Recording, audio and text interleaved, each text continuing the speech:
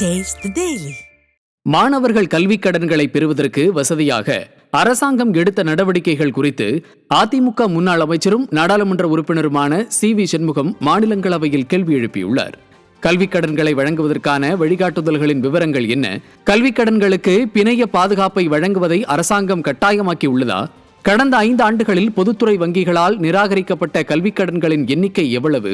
மற்றும் மாணவர்கள் கல்விக் கடன்களை பெறுவதற்கு வசதியாக அரசாங்கம் எடுத்த நடவடிக்கைகள் என்ன உள்ளிட்ட கேள்விகளை அதிமுக நாடாளுமன்ற உறுப்பினர் சி.வி. சண்முகம் எழுப்பினார். இதற்கு பதிலளித்த நிதி அமைச்சகத்தின் மத்திய இணை அமைச்சர், இந்திய வங்கிகள் சங்கத்தால் உருவாக்கப்பட்ட மாதிரி கல்விக் கடன் திட்டம் மூலம் தேவை அடிப்படையிலான கல்விக் கடனை வழங்குவதாக தெரிவித்துள்ளார்.